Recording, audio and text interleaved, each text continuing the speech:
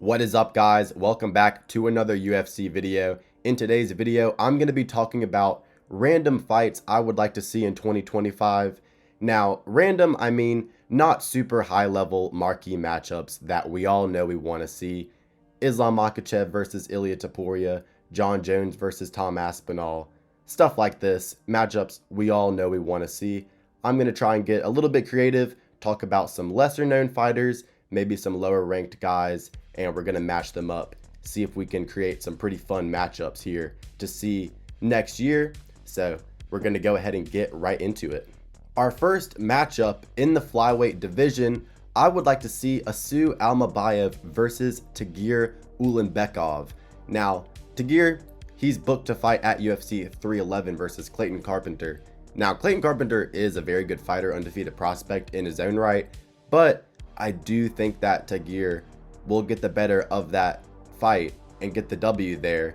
And if he does, I would like to see him fight Asu Almabayev, who is coming off of a win over Mateus Nicolau. He's been looking very good in the UFC, undefeated in the UFC, has gotten some wins by finish, had a submission in his debut versus Ode Osborne, and has had some really good performances. Win over Jose Johnson, win over Mateus Nicolau, win over CJ Vergara.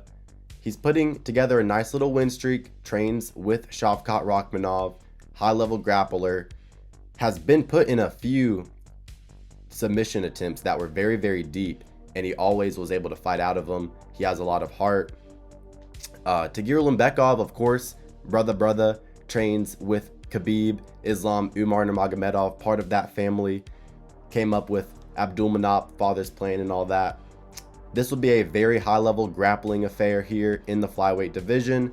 I always like to see a brother versus brother matchup, OV versus EV matchup, of course. These guys out of Eastern Europe, we always tend to see very high-level grappling exchanges whenever we have a fight like this, and I think it would be very entertaining. Tagir kind of has long, rangy striking. Asu Almabayev has some power in his hands, has a nasty overhand right, and I think that this would be a really good matchup just to get a good contender in the flyweight division. Both of these guys are kind of floating around that 10 spot, I believe, 10 through 8, probably, if Tagir is able to get a win over Clayton Carpenter. But I probably would actually lean towards Asu Almabayev getting the job done here in this one. Let's not forget, Tagir Ulanbekov did lose to Tim Elliott, and Tim Elliott, kind of a similar fighter to Asu Almabayev, and Asu, a lot faster, younger. He would be at a size advantage, though, for sure. A size disadvantage, though, to Tagir, who would hold the advantage over him. Much bigger fighter. But, Asu Almabayev, kind of like Joshua Van, small flyweight, which is crazy considering they're only 125, but very talented. A fighter that I do see having a bright future in this division. And Tagir Ulanbekov, pretty known fighter for the most part, because he has been in the UFC for a while, trains with Khabib and all that. Looks like a inbred freak of nature. But I think that this would end up being a good fight. So yeah, that's the first fight I would like to see in the flyweight division in 2025. Kind of random, but I like it. We move on to the next matchup here in the bantamweight division. I would like to see Marcus McGee versus Montel Jackson. I think that this would be a very entertaining fight. Probably would pretty much be a boxing match for the most part. McGee, switch stance, kickboxing style, light on his feet, moves in and out a lot, which has helped him in his last two matchups versus, heavy kicking fighters in Gaston Bolognese and Jonathan Martinez. Montel Jackson, heavy-handed, dropped Julio Arce like 1,000 times, knocked out Damon Blackshear with the first punch he threw.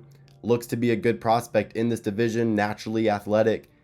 Younger, though, than Marcus McGee. Marcus McGee, even though he's on the rise, is old for a bantamweight, for sure, which is why I could see this matchup taking place, because, look, Marcus McGee's good, was able to beat Jonathan Martinez, but, didn't look like a world beater in that matchup whatsoever.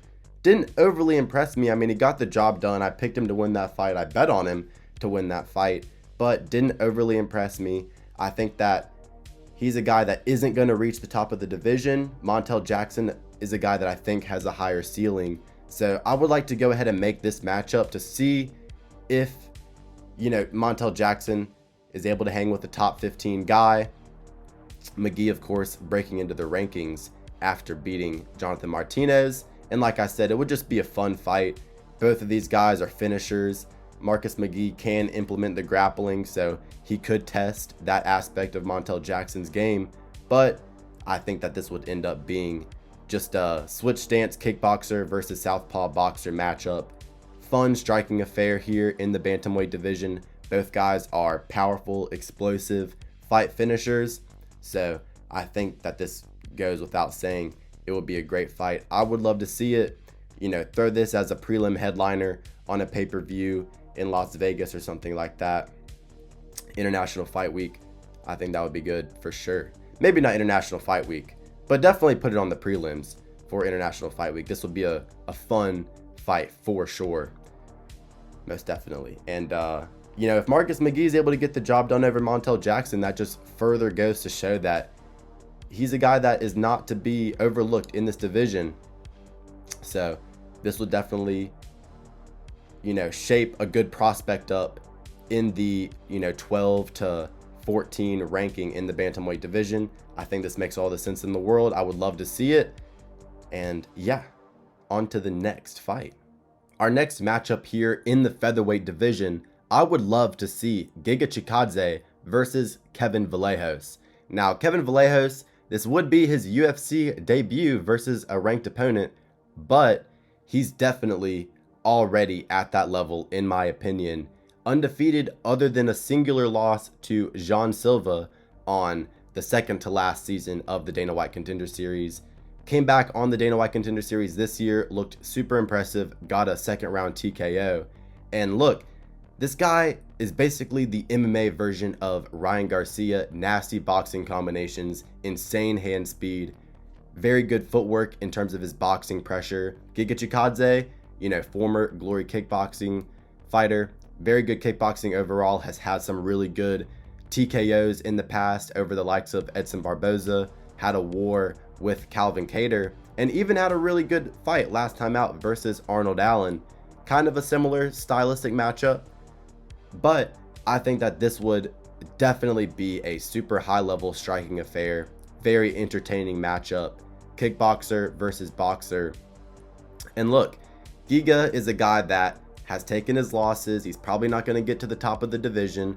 Why not let him be a very good test for an up and coming killer like Kevin Vallejos? If he loses this matchup, so be it. He can definitely bounce back. Think of, Bogdan Guskov. He fought Ozdemir in his first matchup in the UFC, lost, bounced back with 2 wins since then.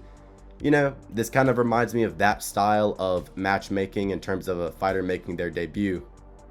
And we already know that Kevin Vallejos is at that level just in terms of his performance versus John Silva, a guy that is definitely at a size advantage over him as well. Giga will have a height advantage, but I think that Kevin Vallejos' ability to get inside in the pocket would definitely lead to some very fun striking exchanges for whoever would get the better of them. And it would be a joy to watch. Very fun striking affair here. I think it goes without saying that this would be a very good fight to see. It is random, don't get me wrong, but Giga probably not going to have too many more fights anyways. Might as well let him be a very good test for a dangerous up-and-coming prospect like Kevin Vallejos. Our next matchup here in the lightweight division, a fight that I would love to see, would be Miktebek Orolbai versus Drew Dober Gigachin. Both of these guys had absolute bloody wars in their last fights, both of them losing, and I think that this matchup makes all the sense in the world. Orolbai, of course, losing to Mateusz Rebecki. You can see his eye there, took a fuck ton of damage. And Drew Dober last time out, losing to John Silva, got spinning elbowed in the eyebrow about 10 times in that matchup, took a lot of damage, had a nasty cut, and both of these guys had their loss, took a ton of damage. I think that the stylistic matchup here for both of these fighters, it's a winnable fight for both of them. I think that Drew Dober would have the striking advantage similarly to how Rebecki did.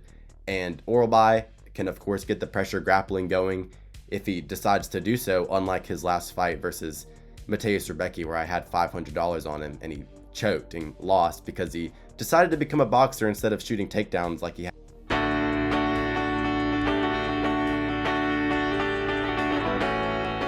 Career, but that's besides the point. Still a great fighter. Look, I think that Orolbai versus Drew Dober would definitely be a high-paced, fun, gritty war similar to both of their previous fights. I think the striking exchanges would be very fun. Drew Dober has a very, very good chin. He has the Giga chin, and of course, Miktabek Orolbai has the prehistoric mammoth durability.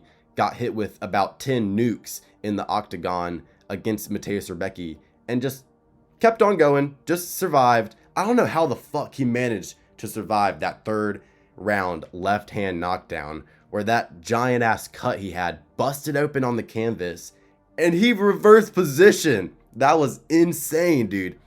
Orolbai versus Mateusz Rebecki was definitely my fight of the year. Imagine watching that shit with $500 fucking on it. I was sweating my fucking ass off. It was terrible, but you know, excellent fight. The only other fight that I think would be up there with fight of the year would be Pereira and Khalil Roundtree, just because it was a lot higher level and more striking. But other than that, in terms of just a bloody war, you know, John Silva versus Drew Dober was up there as well. And I think that this would be a guaranteed violence matchup. Drew Dober has good defensive grappling as well, so I don't think he'll just get completely wet blanketed by Orolbai if Orolbai does decide to shoot takedowns here. I think that we'd see some fun, powerful striking exchanges on the feet, good boxing from both of these fighters, and I think that we'd see some fun scrambles.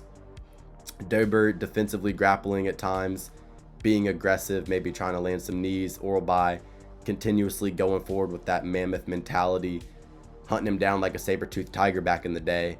So yeah, I think that this would be a very good, gritty, grimy, all-around, well-rounded war for the fans to enjoy. Throw this as a co-main event, as like a fight night co-main event in Seattle or something like that for sure. I think that that would make sense. Colorado, I mean, hell, you gave us Rose Namajunas as a main event in Colorado versus whoever she was fucking fighting, Tracy Cortez. So I think that Orolbai and Drew Dober, you know, could definitely fit the bill as a co-main event, a main card. You know, give Drew Dober a high card spot in his hometown again for sure. So I think that would be good. I think it's a good matchup for both of these fighters.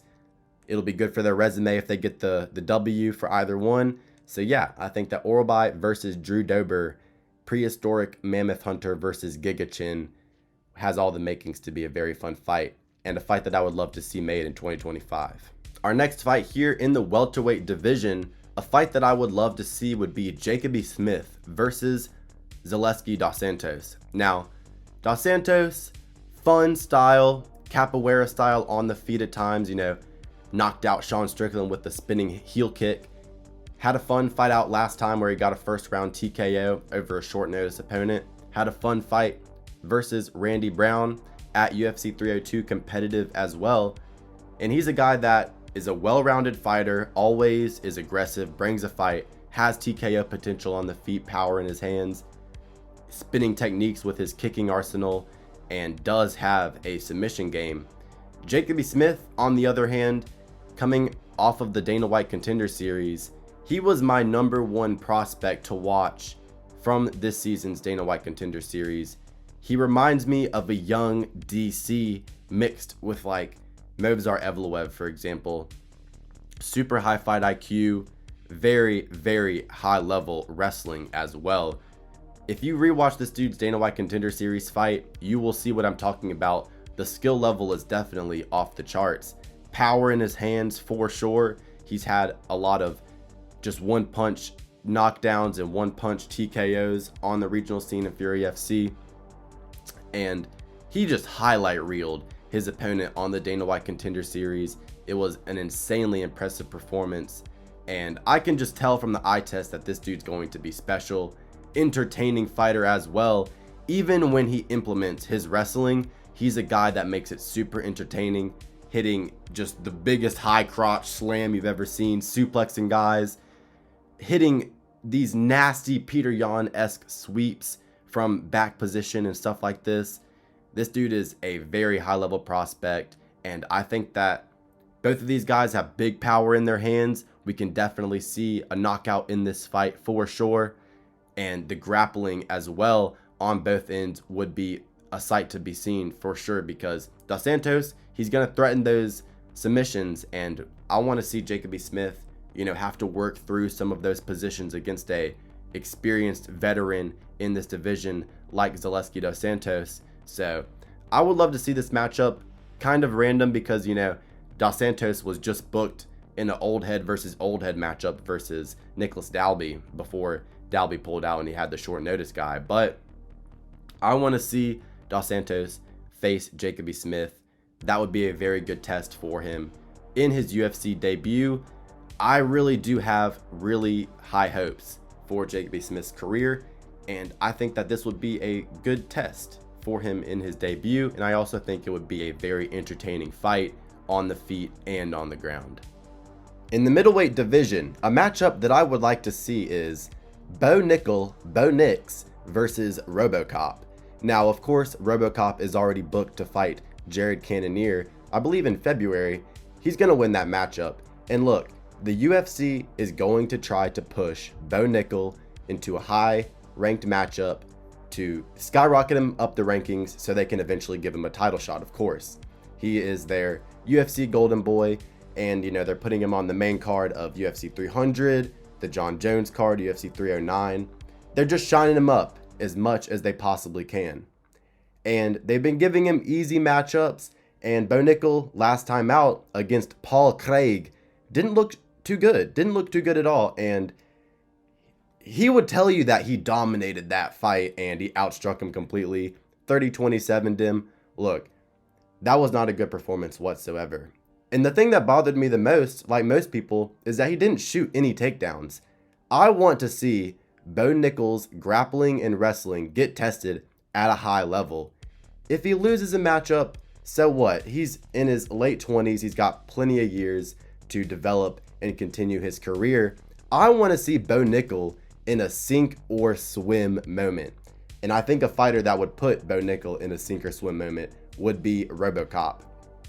Now, of course, I would pick RoboCop to win this by brutal first round TKO, but if Bo Nickel were to somehow survive and actually implement his grappling and his wrestling in this fight at a high level and, win this fight by decision or just use his grappling to win this fight, Bo Nickel is, of course, the All-American D1 super high-level wrestler out of Penn State. RoboCop, though, does have very good jiu-jitsu, has some submission wins on his record, and also has heavy hands on the feet, super dangerous, absolute marauder, tough as nails, and it would be a really good test for Bo Nickel. Like I said, I want to see him in a sink or swim matchup, but this is not a Robert Whittaker. This is not a guaranteed loss for Bo Nickel. I mean, I think he would lose, but I think this would be a really good test to see where he's at, to see if he can hang with the big dogs in this division. They let Sean O'Malley fight Peter Yan after fighting Julian Paiva and no contest with Pedro Munoz. So if they want to give Bo Nickel the Sean O'Malley treatment and go ahead and give him a super dangerous contender at the top of the division after RoboCop beats Cannonier, I would love to see that. I want to see Bo Nickel get tested. I think that RoboCop might be a rude awakening in the MMA career of Bo Nickel, but nonetheless, even if he loses, I think he could come back and still have a good career, but I want to see him tested against a very dangerous fighter instead of slowly building him up, putting him on the main card against absolute cans. I want to see something here. This is what I want to see. I want to see Bo Nickel get pushed to the limits. I couldn't think of anything too random for the light heavyweight division that I really wanted to see, and I was thinking back to a fight that I was really looking forward to, that I would like to see rebooked, that I think we could see rebooked realistically. Jamal Hill versus Khalil Roundtree. This has all the makings to be a very, very exciting first round knockout type of fight with fun striking exchanges. Khil obviously has excellent Muay Thai. Jamal Hill, aggressive boxing style. Jamal Hill, super salty and just an absolute hater. And he's going to be talking shit about Khalil's performance versus Alex. Khil can always, chirp back at him and be like, well, I actually took rounds off of Alex and took him to the 4th round before I got TKO'd, due to volume. You got knocked out stiff in the 1st round with a left hook. So we could see some fun back and forth between them, on Twitter, at the press conference, before the fight.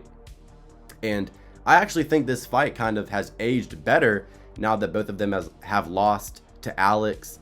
And, Jamal Hill, he's going to be talking his shit. Khil is kind of a more humble, chill guy, but I think that Khil definitely has a mean streak in him as well. We can see that when he fights in the cage. And this is a fight that stylistically I wanted to see, because a lot of people were picking Hill here. I was confidently picking Khalil Roundtree there. I mean, hell, I picked Khil to beat Alex. Obviously, I'm picking him to beat Jamal Hill. But I think that this would be an explosive striking fight, knockout guaranteed in the light heavyweight division.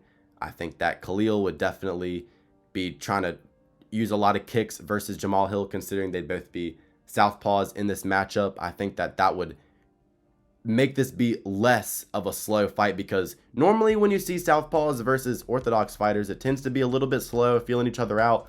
Considering that both of these guys are southpaw versus southpaw, normally you don't see that. I think normally you do not see that, and I do think that that would actually create some more striking exchanges in the middle of the cage. I think it would cause them to be more aggressive, and I actually would definitely favor Khil to win this fight by knockout. But either way, I think it would be a very fun fight, and one that I really wanted to see.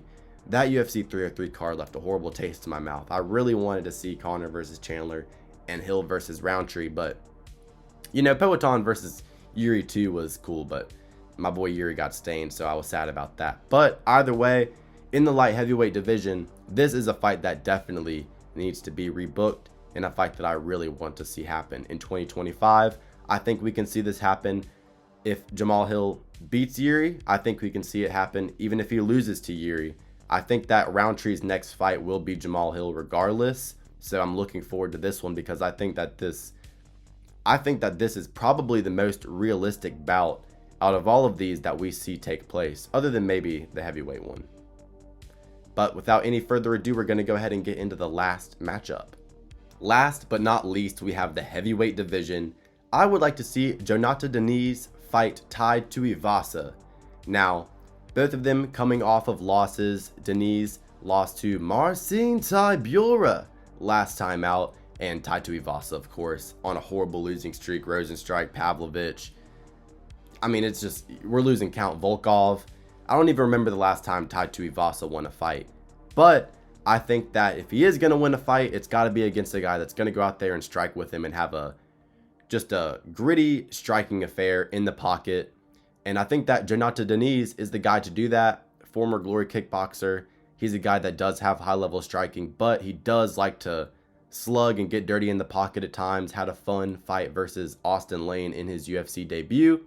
Kind of had a slower fight with Carl Robeson, but that's Carl Robeson who is going to shoot takedowns and kind of make it boring at times. Tai Tuivasa, I think he's going to go out there and sling for the fucking fences. As long as he doesn't have Taco Bell in the locker room like he did for his fight versus Marcin Tybura. It's crazy that Tybura beat both of these guys. Tybura is a fucking monster gatekeeper in this division. But look, I actually kind of forgot about Tai Tuivasa's fight versus Marcin Tybura until I was actually making this right now. But both of these guys got crafted on by Marcin Tybura. But in that first round, Tai Tuivasa, he was going out there and slugging for the fences, threw a couple tomahawk elbows, but wasn't able to get the job done, got taken down and choked out. Denise, same kind of game plan against Marcin Tybura, went out there and got a first round knockdown versus Marcin Tybura, but Tybura was able to get the takedowns going and then just absolutely cut his fucking face open with ground and pound elbows. It was a nasty finish. But both of these guys coming off of losses to Marcin Tybura, where the grappling was what kind of stopped them from imposing their will. This is going to be a striker versus striker fight, kickboxer versus drunk pub slugger style. So I think that this will be a fun fight. Knockout guaranteed here. Taito Iasa is going to run forward, head on the center line, swinging the biggest, fattest, drunken hooks you've ever seen. And Denise, he's going to be in the pocket trying to land a nice counter shot. So I think that this would be a guaranteed knockout, fun heavyweight fight. And, this would just be the perfect blob main event for an Apex Fight Night card. So, hope you guys enjoyed the video. If you did, like and subscribe. I would appreciate that a lot. And have a great rest of your day.